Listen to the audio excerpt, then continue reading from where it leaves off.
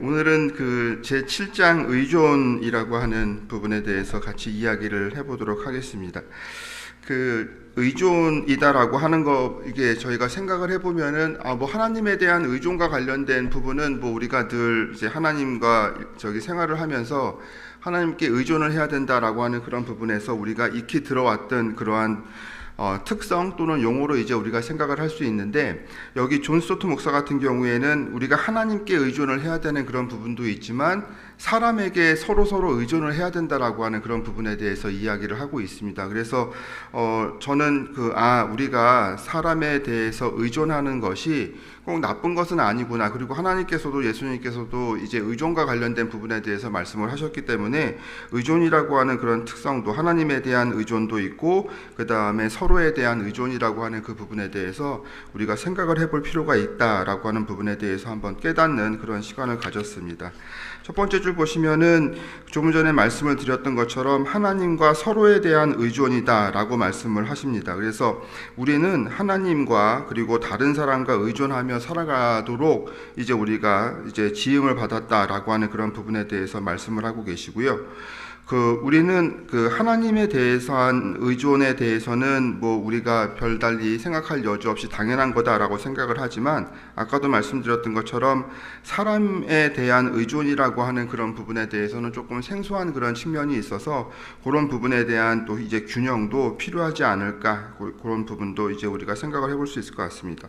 두 번째 줄 보시면은 우리는 하나님의 자비와 지속적인 은혜에 의존해야 되는 죄인이다라고 이제 말씀을 하셨고요.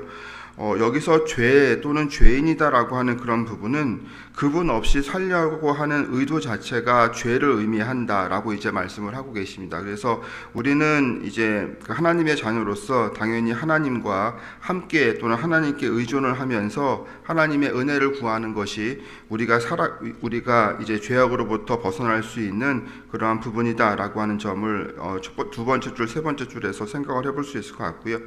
네 번째 줄은 아까도 말씀드렸던 것처럼 우리는 서로가 필요하다라고 하는 그런 부분에 대해서 말씀을 하고 계십니다. 그래서 나는 다른 누군가를 의지해야 하는 그러한 존재이고 또 다른 사람도 나를 의지해야 하는 그러한 존재다라고 하는 부분에서 서로가 서로를 의지하면서 살아갈 필요가 있다라고 하는 점을 말씀을 하고 계십니다.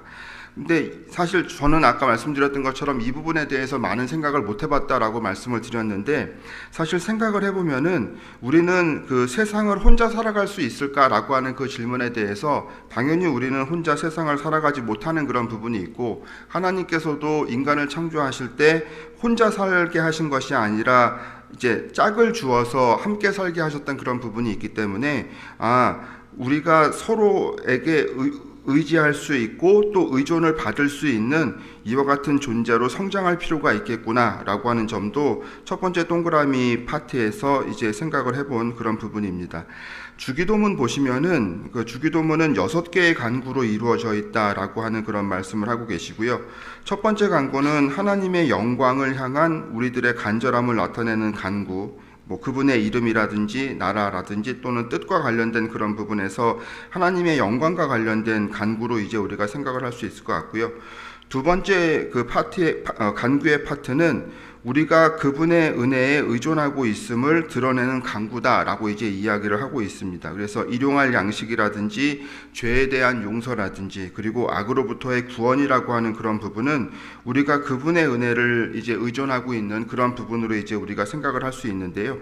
존 스토트 목사는 두 개의 간구라고 하는 큰 파트에서 두 번째 파트가 제자도에 대한 요약이다라고 말씀을 하고 계십니다. 그래서 제자도라고 하는 것 자체가 하나님의 영광에 관심을 갖고 그분의 자비에 의존하는 것을 이제 제자도다라고 나름대로 정의를 내리고 있는 그런 부분이 있기 때문에 우리가 이제 주기도문과 관련된 그런 부분에서는 두 번째 간구와 관련된 부분을 이제 제자도라고 하는 그런 부분으로 연결을 시킬 수 있겠다라고 하는 그런 부분이고요.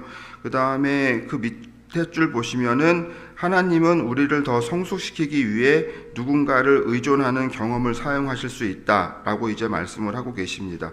여러분들이 한번 생각을 해보실 그 부분 중에 하나는 우리가 살아가면서 하나님을 의존하고 의지하면서 살아가는 거는 이제 뭐 당연한 부분이다라고 이제 우리가 생각을 하는데, 다른 사람을 이제 의존하는 경험이 있었나라고 하는 그런 부분도 한번 생각을 해보시면은 이 의존이라고 하는 특성에 대해서 이야기할 때 조금 도움이 되지 않을까 싶습니다. 그래서 다른 사람을 의존했던 어떤 경험이라든지 아니면은 정서적 연약함이라고 하는 그런 부분을 드러냈던 경험이라든지 그런 부분을 한번 생각을 해보시면서, 나는 다른 사람을 의지했던 적이 있는지, 그리고 다른 사람이 나를 의지하게끔 그들에게 뭐 여러 은혜라든지 아니면 뭐 축복이라든지 교제라든지 또는 기도라든지 이런 부분을 우리가 제공했는지, 그런 부분도 한번 생각해 보시면은 7번째 특성과 관련된 그런 부분에서 조금 그러니까 우리의 어떤 경험을 바탕으로 해가지고 조금 더 이해가 쉽게 접근할 수 있지 않을까 싶습니다.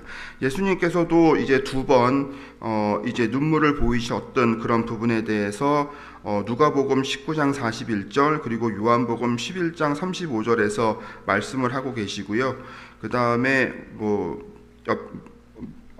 그 밑에 줄 보시면은 연약함과 누군가를 의존해야 했던 경험이 있다라고 하는 그런 부분에 대해서도 말씀을 하고 계십니다. 그래서 우리가 인지하면서 살지는 못했지만 결국에는 우리가 이제 부지불식간에 다른 사람을 의존하면서 살았던 그런 경험도 있고, 그리고 다른 사람이 우리한테 의존을 했을 때 우리가 여러 가지 것들을 제공했던 이와 같은 경험이 있을 것이다라고 하는 그런 부분을 생각하시면서 처음 모두의 말씀을 드렸던 것처럼 우리는 하나님에 대해서 의존을 하면서 살아야 되는 그런 부분도 있지만, 사람에 대해서 의존을 하면, 그러니까 서로에 대해서 의존을 하면서 살아가야 되는 그러한 존재임을 우리가 다시 한번 생각을 해보면 어떨까, 그런 생각이 들었습니다. 그 3번째 동그라미 보시면은 그 캔터베리 대성당의 대주교였던 마이클 램지가 겸손이라고 하는 그런 주제를 바탕으로 해서 설교를 한 내용을 존 스토트 목사가 이제 정리를 했는데요.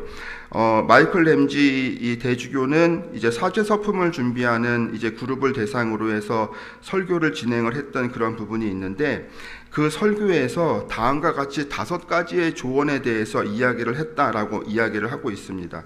첫 번째는 항상 하나님께 감사하십시오라고 하는 이와 같은 부분인데요. 우리가 하나님께 감사를 하지 않고 살아가게 되면은 아무래도 교만과 자만이라고 하는 그런 부분에 빠질 가능성이 크지 않을까라는 생각을 해봤습니다. 제 경험을 생각을 해봤을 때에도 제가 하나님께 감사하지 않고 살게 되면은 여러 가지 이룬 일들이 다 내가 잘나서 이룬 것이다라고 하는 이와 같은 교만에 빠질 수밖에 없는 그런 부분에 대해서 저도 몇 번 경험을 했고, 또 그러다가 이제 혼나기도 했던 그런 부분이 있었던 거를 저도 조금 생각이 나는데요. 그래서 결국에는 이제 우리가 하나님께 감사하지 않으면은 모든 일을 내가 했다라고 하는 이와 같은 교만으로 빠질 수밖에 없고, 그 교만의 폐해라고 하는 그런 부분은 내가 겸손해지지 못할 뿐만 아니라 하나님을 의존하고 의지하는 이와 같은 믿음의 정도가 약해지는 그러한 부분으로 흘러갈 수밖에 없기 때문에 우리가 늘 하나님께 감사해야 되는 이와 같은 필요성을 우리 이제 마이클 램지 대주교가 이야기를 하고 있고요. 2번째는 죄를 고백하는 일에 마음을 쓰지 마십시오라고 하는 그런 부분인데요. 우리가 요 2번째 설교의 주제에서 우리가 또 생각해 볼 수 있는 그런 부분은, 우리가 과연 죄를 회개하는 일에 열심을 내고 있는가라고 하는 그런 부분에 대한 또 생각도 해볼 수 있지 않을까 싶습니다.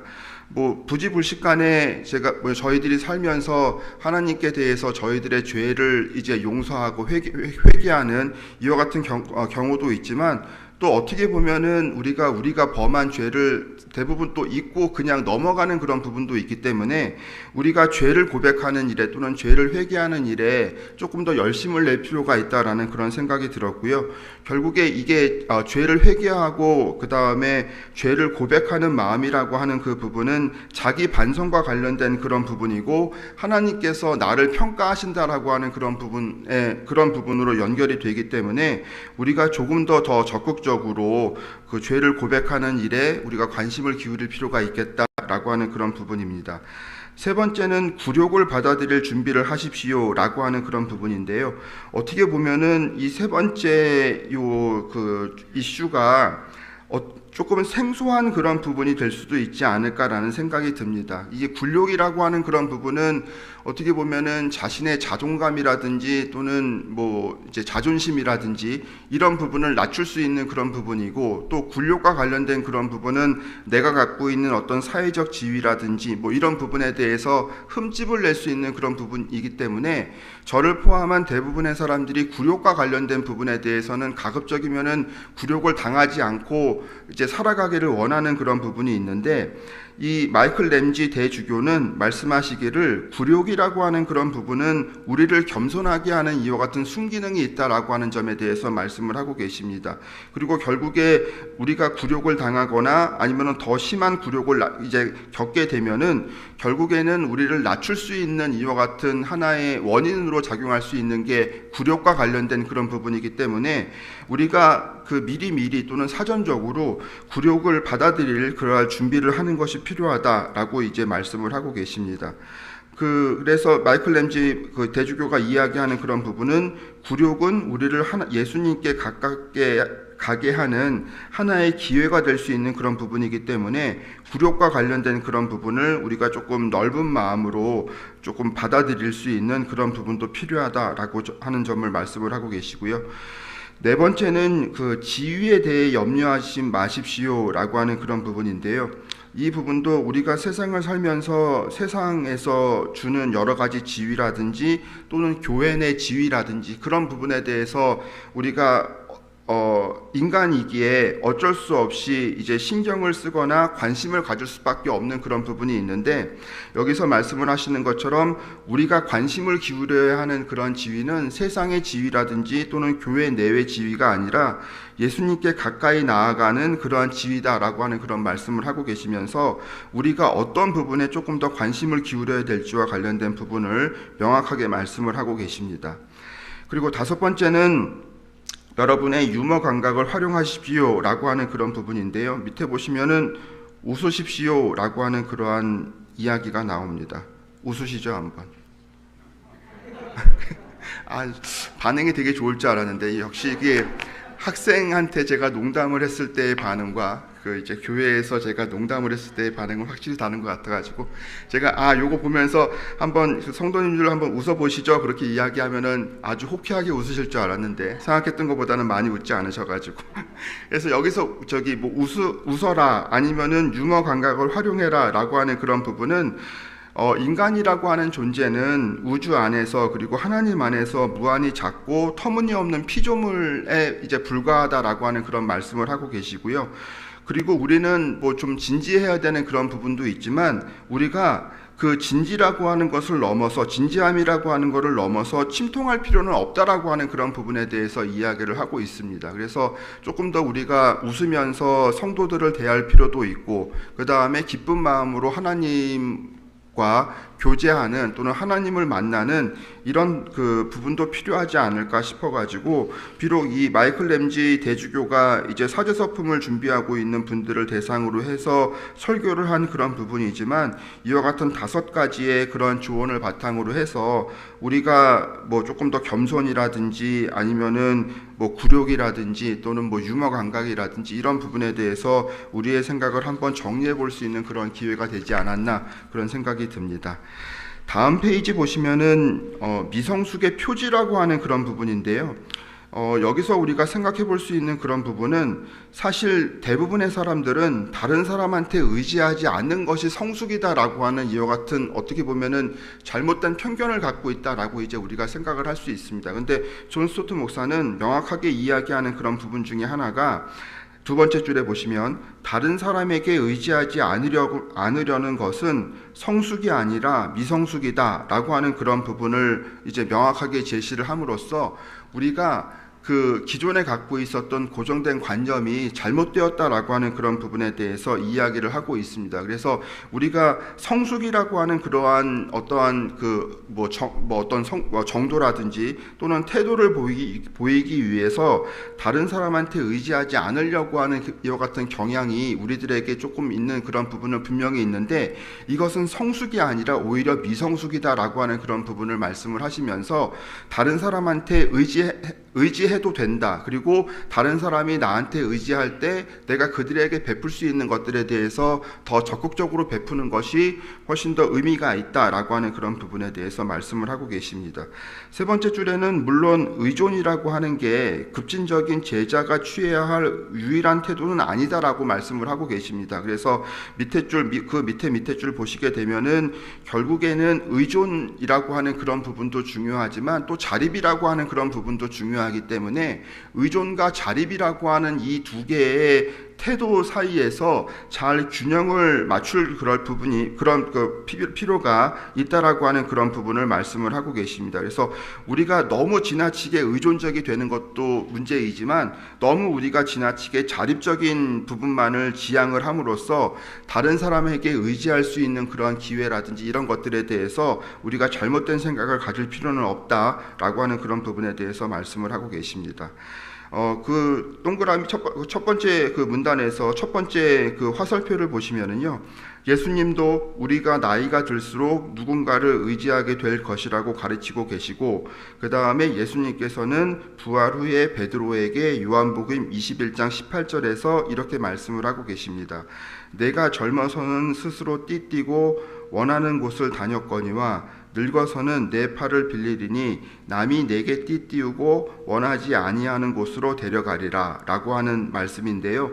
이 말씀은 이제 베드로가 어떻게 이제 순교를 할 것인지와 관련된 그런 부분에 대해서 그런 부분에 대한 말씀이다라고 하는 해석도 있고, 그 밑에 보시면은 나이가 들어가는 일에 폭넓게 적용되는 그러한 일반적인 원리를 말씀하고 계시다라고 하는 그런 부분에 두 가지의 해석이 가능하다라고 이제 존 스토트 목사는 이야기를 합니다. 그래서 제가 이 부분이 조금 궁금해가지고 인터넷을 찾아봐도 되는지 잘 모르겠지만 인터넷을 찾아봤더니 대부분의 인터넷에서는 이제 베드로의 죽음이라고 하는 그런 부분과 이 말씀을 연결시키고 있는데, 존 스토트 목사께서는 그것뿐만 아니라 이제 나이가 우리가 들어가면서 일반적으로 나타나는 이와 같은 현상과 관련된 그런 부분을 예수님께서 말씀을 하고 계시다라고 하는 그런 해석을 이제 또 다른 해석을 제시를 하고 있습니다. 그래서 그런 부분 두 가지 해석이 가능하다라고 하는 그런 부분이고, 본문에서는 이제 후자로 해석을 하고 있다라고 하는 그런 부분도 말씀을 드립니다. 그 밑에 보시면은 어떤 상황에서는 자립하는 것이 적절하다 하더라도 급진적인 제자의 특징을 보여주는 태도는 의존이다라고 이제 말씀을 하고 계십니다. 그래서 우리가 어떻게 보면은 의존보다는 당연히 자립이라고 하는 것이 훨씬 더 보기가 좋고 우리가 지향해야 되는 태도가 아닐까라고 생각을 할 수 있지만, 존 스토트 목사는 급진적인 제자의 특징이라고 하는 그런 부분은 오히려 자립보다는 의존이다라고 하는 그런 부분에 대해서 말씀을 하고 계시고요. 결국에 우리는 그 태어나면서부터도 그 다른 사람의 사랑, 보살핌, 보호에 의해서 우리가 이제 성장하는 그런 부분이 있고, 또 다른 사람들도 우리에게 의존하는 이와 같은 그러한 부분이 있기 때문에 결국에 우리는 서로 의존하는 존재가 될 필요가 있다라고 하는 그런 부분에 대해서 말씀을 하고 계시고요. 이것은 하나님이 우리에게 주신 육체적인 본성의 일부이며 하나님의 계획의 한 면이다라고 하는 그런 부분에 대해서 말씀을 하고 계십니다. 그래서 우리가 의존이라고 하는 그런 부분에 대해서 여태까지는 되게 부정적인 그런 관점을 통해서 자립과 의존을 어떤 대립적인 그런 관계를 통해 가지고 자립은 훨씬 더 좋은 태도이고 의존은 조금 상대적으로 나쁜 태도이다라고 하는 그런 생각을 가졌을지도 모르겠는데요. 이번 저희가 제자도 이 책자를 읽으면서 7번째 특성을 이제 의존이라고 하는 그런 부분에 대해서 말씀을 하고 계시기 때문에 우리가 의존과 관련된 그런 부분에서 조금 생각을 바꿀 필요가 있다라는 생각이 들고요. 그 다음에 그 가운데 문단의 밑에서 4번째 줄 보시면은 우리는 모두 누군가에게 짐이 되도록 설계가 되었다라고 하는 그런 부분에 대해서 말씀을 하고 계십니다. 그래서 밑에 줄 보시면은 가족의 삶, 그리고 지역교회 가족의 삶 역시 서로에게 짐이 되는 삶이어야 된다라고 이제 말씀을 하고 계십니다. 그 서로에게 짐이 되는 삶이 뭘까라고 하는 그 부분에 대해서 한번 생각을 해봤습니다. 그래서 의존과 관련된 저도 다른 사람한테 의존할 수 있고 다른 사람도 저한테 의존할 수 있다라고 하면은 이제 짐이 되는 삶 또는 이제 서로에게 의지가 되는 삶이 도대체 무엇일까라고 하는 그런 부분에 대해서 한번 생각을 해봤는데요. 결국에는 우리가 할 수 있는 것이 우리가 그들을 필요로 할 때 또는 그들이 우리를 필요로 할 때 우리가 할 수 있는 것이 어떻게 보면은 기도와 교제라고 하는 그런 부분, 그 다음에 실제적인 그런 부분에서 우리가 어떤 실제적인 도움을 줄 수 있는 그런 부분이 의지라고 하는 그런 부분으로 이제 연결이 되지 않을까라는 생각이 들었습니다. 그래서 그 부분은 뭐 제 생각이기 때문에 조금 더 다른 생각을 하실 수 있을 것 같긴 하지만 하여튼 그런 부분으로 한번 생각을 해보면 좋을 것 같고요.